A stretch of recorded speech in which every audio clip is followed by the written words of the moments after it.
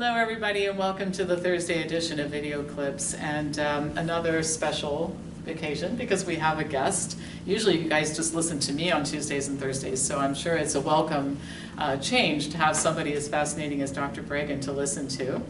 And the topic that I've chosen today is one that I have a very, very strong interest in because I care about children. I care about all people, but I really have a particular concern about what's happening with children in our society. And so the topic is attention deficit hyperactivity disorder. And I would love to be able to report to you that the incidence is going down and we're not drugging as many children as we used to, but that's not true. We're drugging a lot of children every year, millions of children every year. And I did a video clip that some of you might remember a couple of weeks ago in which it was covering an article in which it was discussed that the drugs that are used to treat children who have ADHD often cause psychosis. And so it was a very small percentage of children, but I looked up how many children are taking the medications, and based on this, we could expect 114,000 plus children a year to experience psychosis as a result of taking stimulant medication for ADHD, which does not seem like a small problem to me, but that's only one of the problems with the medication. So I want to ask you some questions. Well, I want to ask you a question. Yes. What was that percentage you were working from? The 1% or so? That the Yes, yeah. It's more like 10%. 10%, which means the it's only good study over we half have was out of Canada, where they actually went back and looked at how many reports of psychotic symptoms they get in their clinic after putting children on. And these are normal kids, essentially. They are normal kids. Anybody labeled ADHD, if it's actually following the so-called categories, is actually a totally normal child. And they got 10% of kids were getting things like hallucinations and delusions. So that would really be more like 600,000 or 700,000 children we should expect. We may be making 1 million kids a year crazy on these drugs. Wow. 20% of our boys, at least, are getting the diagnosis ADHD and probably on Ritalin.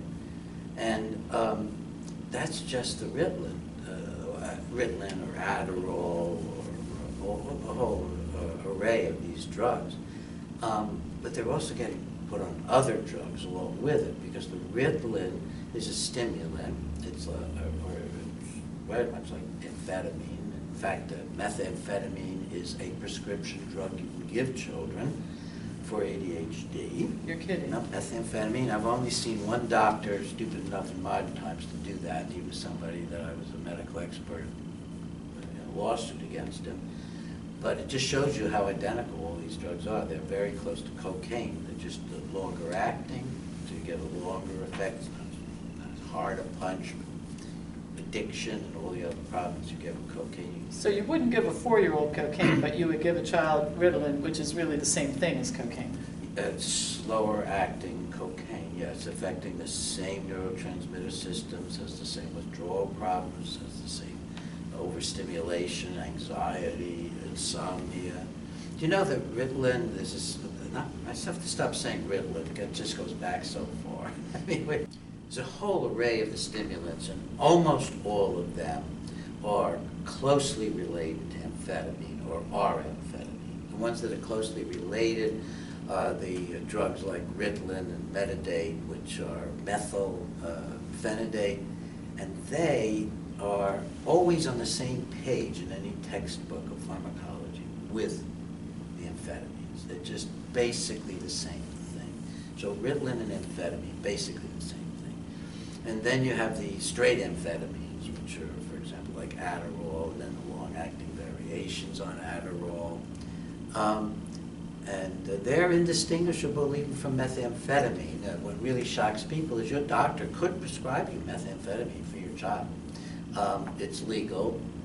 I've seen one case where it was actually given, and the doctor that I was a medical expert against for what he'd done to a young man in addicting him.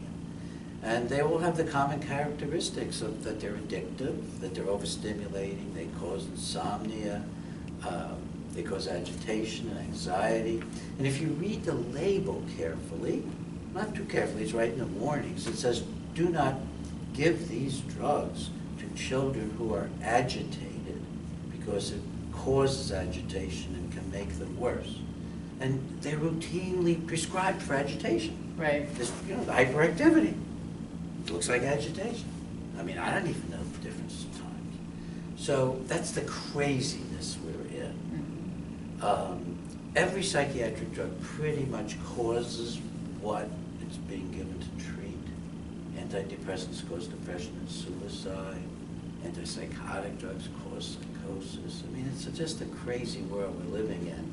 And stimulants that we give kids for hyperactivity and inattention, they eventually cause hyperactivity and inattention. It's just a Alice in Wonderland world. Something I want to ask you about, which I think is very interesting. It is said that one of the reasons why children become bipolar is they start on these stimulant medications, and so they go through like a bipolar cycle every day.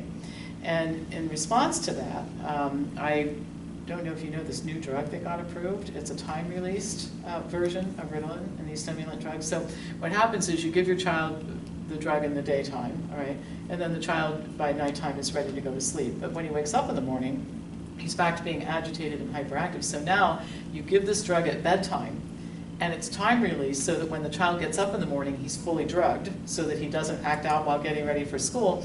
And then time released again, that's the reason it got approved as a new drug, because then some more gets released later in the day so the child behaves at school. And everybody's talking about what a great thing this is, because now you don't have any periods where the child is actually out of this bipolar cycle where he becomes agitated again. So what a great idea, right? You drug your child before he goes to bed so that he'll It means be the fully drugged. brain never gets a rest. Right, The exactly. brain never gets a chance to even recover in between doses. We've managed to deliver a neurotoxin without relief. Right. That's what it should say, the subheading should say, a neurotoxin with no relief for the brain. Oh my God. In a 5-year-old or a 6-year-old, which is just terrible. But it takes the edge off Now, drugging, doesn't it? Here's something I want to talk about. I have talked to parents who have said, you don't understand how difficult my child was and how awful things were at school. And I noticed that after we put him on the drug, it seemed to get better. He's sitting still in school. He's getting better grades now. I don't get complaints from the teacher. So how do you respond to a parent who says, definitely things are better since we started drugging our child? Well, your child is more quiet and robotic. There is actually, some textbooks have admitted, a syndrome of robotic behavior that, quote, some children get. Actually, it's all robotic behavior. It's a matter of degree of roboticism. Mm-hmm. If you give these stimulant drugs to a chimpanzee, now chimps are a lot like kids. They play, they hug, they have little gangs, they have gang leaders, they always want to be looking at things and touching each other and grooming each other, squabbling a little bit here and there. And they certainly don't want to be put in a cage, and they certainly don't want to be told to sit in a chair.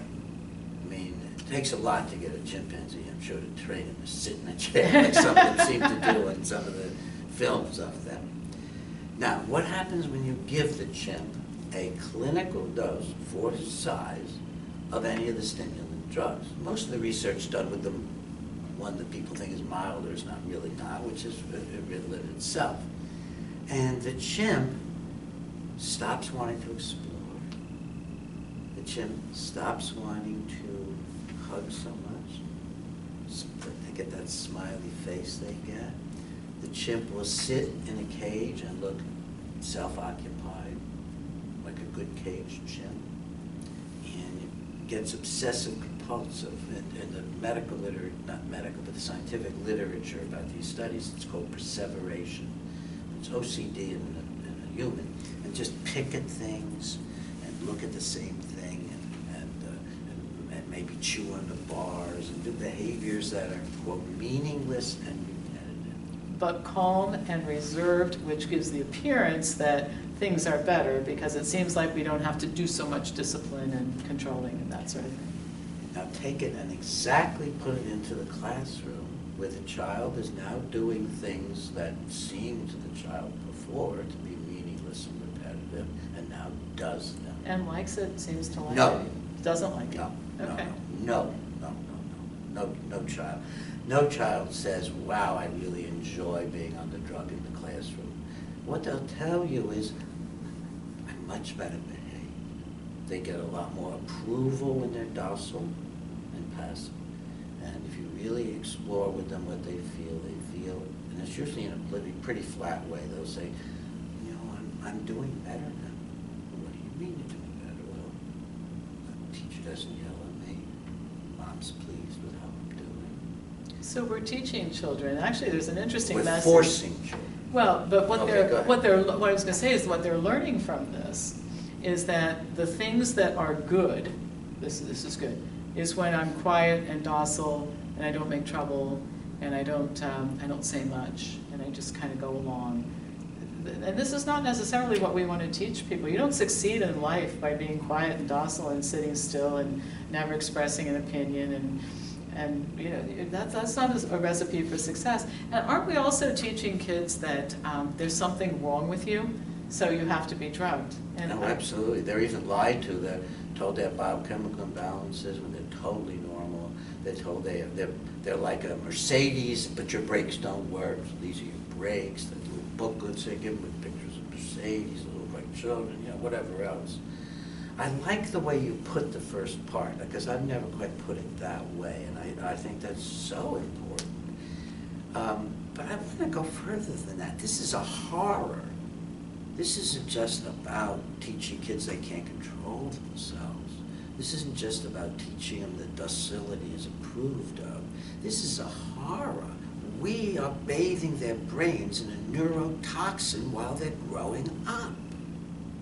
And one of the more gross effects that we can measure, and every single study that has been worth anything has proven this, is that they're not growing at the same rate because growth hormone is disrupted.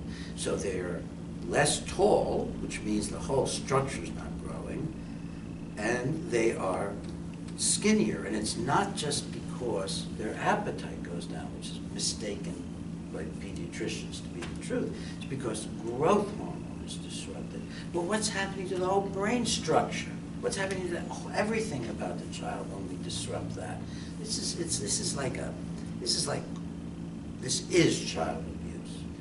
And I sat down in front of a whole group. This is when Ginger and I were doing the Violence Initiative, where we actually stopped a whole bunch of eugenical studies that were going to go into the inner city and look at why are little black children violent, genetically and biochemically. We hear these children are barely surviving in broken homes and guns going off down the block and friends getting killed, and schools that look like war zones. Well, and we think that they've got a chemical imbalance in the brain. It's not the war zones and the guns and the starvation and the insecurity, That's right? I mean, Diets, they're never eating right. So Ginger and I actually stopped this program. The book is called The War Against Children of Color. You read about how we stopped this program. It was Ginger's leadership too. And it's a crime against these kids. It's a reframing of life and then a use of intoxicating substances to make drug companies wealthy. So as a part of our stopping that, I got invited to talk to all of the researchers and clinicians at NIMH and NIH too, including, who are doing behavioral studies. So I'm getting a chance, I'm in the middle there, and going around. And I said the comment I just said to you, I said, I believe it is child abuse to be encouraging and giving these drugs to these families. So one of the haughty doctors, they never meet anybody like me that's going to actually tell them things, that knows more than they do. I know so much more than they do about the science. He gets huffy. You're accusing well-meaning, stressed parents of committing child abuse. And I looked at him, I said, never would I accuse the parents you're misleading into abusing their children. I'm talking about all of you. You're the child abusers. What did they say to that? It was utter silence. There was no hostility. There was no response. And I just went on with what I was saying. So, and I think you bring up a very important point, I'm because smiling now, but I tell you, at the time, it's pretty tense. I'm smiling because I love people who stand up for things that are wrong. I mean, or against things that are wrong, and I think that there's not enough of that going on. But I want to come back to something that I think you said that was very important, because when you're talking to parents who have children that are difficult, and children are difficult, by the way, and one thing I've often said, it even starts with parents, mothers sometimes saying breastfeeding is inconvenient and having children is difficult. I tell them, well, if you wanted convenient and not difficult, you should never have had children, because it's just 18 years of some Oh, inconvenience. but none of us knew that. Right, I mean, you can't blame me. Or, No. But you know what? They say, I think it was Lee Iacocca said that if you knew what you were getting into before you signed up to do something, you'd never do anything, right? So that's the beautiful thing about life. You learn a day at a time. But having said that, parents get to a point where they have trusted psychologists at school and teachers and pediatricians who tell them that drugging their children is the right thing to do, and then they do it. Yeah. And then when we have this discussion, parents can get very defensive because they don't want to think that they did something bad for their children. But when you said, the issue is not what the parents did, the issue is the health professionals that misled the parents. So the parents are not at fault. Exactly. Their parents are not at fault. That's not what we're saying, and I think we have to make that Yeah, clear. yeah, absolutely clear. Let's take a simple example of ADHD. Mhm. Okay.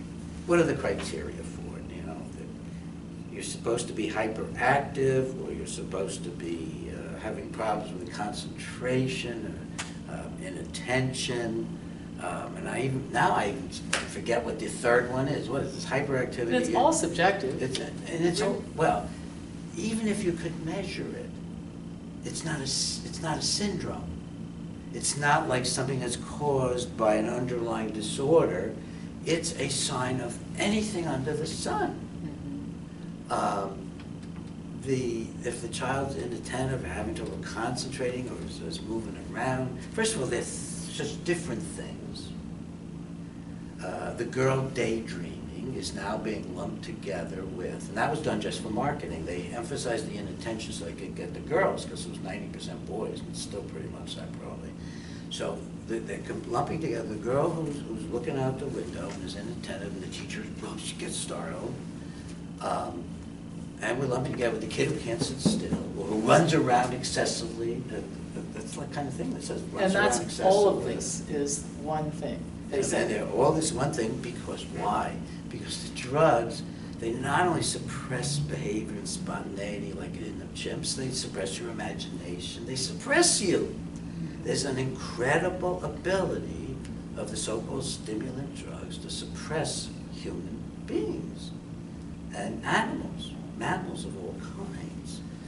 Even while it's agitating them, they're going to be less social, they're going to be interacting less. So little Johnny isn't going to be poking little Janie. Little Janie isn't going to be interested in planning her wedding, staring out the window, as Ginger told me she used to do as a 7-year-old. She was thinking about what she was going to wear at her wedding and stuff. Well, and something I want to bring up about this, you know, on Tuesday we were talking about the negative effect of marijuana on adults, okay? But we're doing this type of drugging to children. And you mentioned the interfering with normal physical development.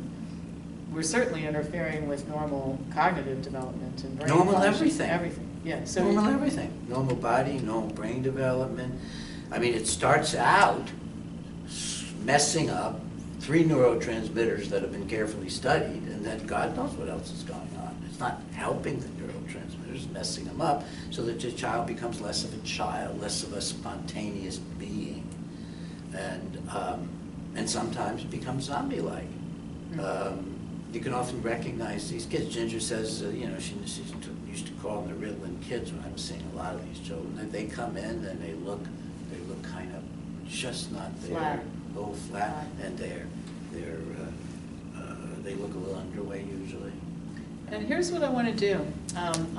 We're gonna stop this. We're gonna do another video on what you do with these children in the office, because I find that fascinating. Oh, I was just about to do that. Well, I know, but we're in the interest of length. We're gonna go to another video. Okay. So I'm gonna let you know, as usual, pass this on to anybody who you think might enjoy watching it. Hit the subscribe button, and we'll be back to you on Tuesday with more news next week.